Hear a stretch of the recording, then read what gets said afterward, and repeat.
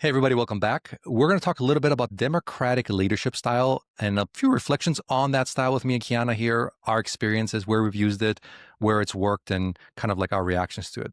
Yeah, this style, we were just kind of chatting about it because it is such a difficult style for both of us, I would say, to pinpoint, oh, this exact scenario or task we utilize this democratic leadership style because it is one of our most dominant styles that we utilize and is majority of the time in most of our companies in the past and culture we have fostered was democratic. So that was like our day to day. That was the norm for us. So some of the examples I feel like I can give is when I am really utilizing this style, I know I am prioritizing a process or buy-in that's needed from the team because I need my team or different departments to be the champion of the change. Now, with that being said, I am also very much aware that when I am making that decision and bringing the team to be the champion, that it isn't a project or a decision that is time sensitive or critical for me. It is usually something that is going to have enough runway to give the creativity and innovation and thought process for everybody to take it back and think about it and come over all together and provide feedback and different ideas or opinions about it.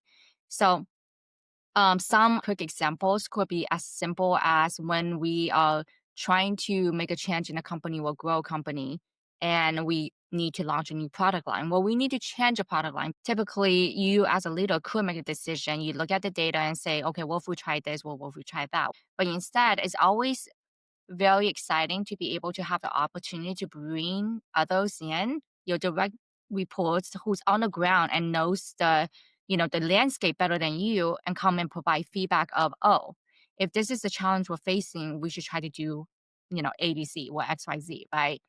So at that point is you're really creating a collaborative culture where everybody's sharing their expertise and then be able to come out to a decision that you're able to test and you're able to have the buy-in. Of course, you can pivot and change things as you see fit.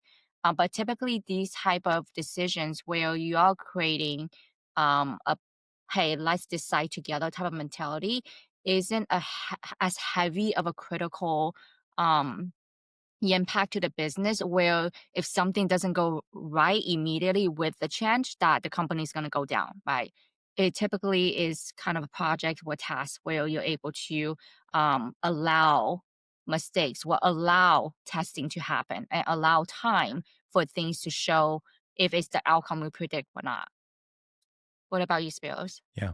Yeah, well said. It's one of those styles where you don't come to yourself, oh, I'm going to go and be a democratic leader today.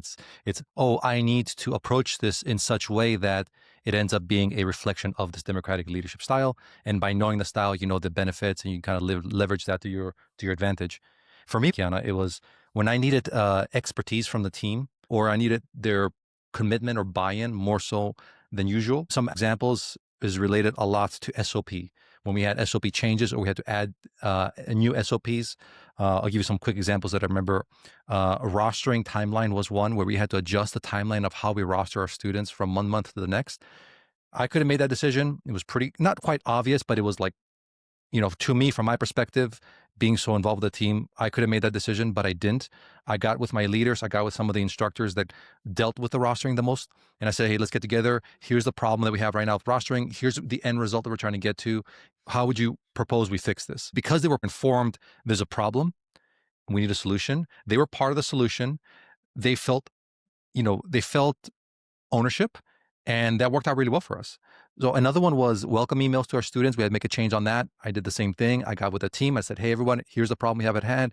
Here's kind of the end result we're trying to get to with the current process versus what we're trying to change due to perhaps compliance or due to a change in the company, whatever it may be.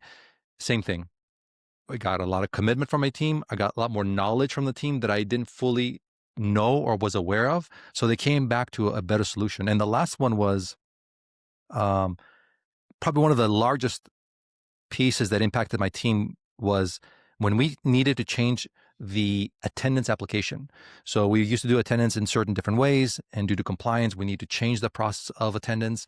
And we were going to build a new web application for it. And they had put me with a designer to kind of adjust that. And so I said, let's get a couple of my team leads.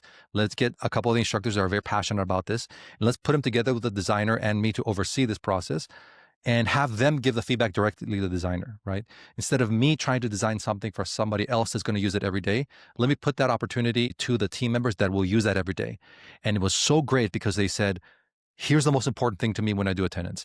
I'd like to be able to see that here in this way, and I would like to change it with a one-click option, right? Which maybe 50, 60% I would have been there if I did it. But if you're not there doing attendance every day, you don't fully understand the problems and the challenges of that attendance application and what would be best. And that was one of the prime examples that I really leveraged the team's expertise and their buy-in. So Yeah. I would say, you mentioning kind of your examples made me also think back that when you're utilizing this style, you learn so much from what's happening on the ground and from your team that some you may have been aware of and some you absolutely did not know. So when you use this style, there's been times where I'm trying to solve one problem and I bring the team together to discuss. But as I am talking and discussing with the team to create a solution together, I am unfolding other challenges that the team was facing that I never knew about because the team just thought that's normal, like that's just normal, this challenge, and didn't even think about bringing it up. In addition, I am also able to seek out my kind of like the strongest potential future leaders within my team as well. When it comes down to utilizing this style, I'm able to see who's the one that's able to come together, understand the problem really well, will come to the table with solutions. I'm able to see both good and bad when it comes down to this style. I learn a lot at the end of the day. Overall, it improves the entire kind of operations and process of moving the company along. yeah, some people get really excited for this stuff, and they really, you get to really see, like you said, you really get to see some people's like strengths coming out of Yeah, that. And you're like, wow, this person's like very involved. They're looking at details I didn't even think to look at in this process. yeah. And they're bringing it up and saying, we shouldn't do this because here's a problem there. What you made me think is sometimes you present a challenge or change for the team to discuss and come to the table solutions. And oftentimes you always should know what's going on as a leader. But sometimes you just sit in a meeting and be the fly on the wall. You just listen to all of them discuss, every one of them share their opinions, debate, and all that stuff. Sometimes just being that fly on the wall and then helping facilitate and see the interaction between everybody is really exciting as well as a leader. Like you'll come to a solution and you more than likely you already know the solution, but it's really exciting to see your team being able to solve and maneuver and see like how they work together to get to the solution, right? Well, thank you so much for watching our channel. Let us know if you like these type of segments. It's very personal to us since we are sharing a little bit about our experience with these leadership styles. If there's any more specific questions or challenges or experiences you want to hear more about us and our career in the past, feel free to comment below. But don't forget to like and subscribe, and we'll see you in our next video. Bye.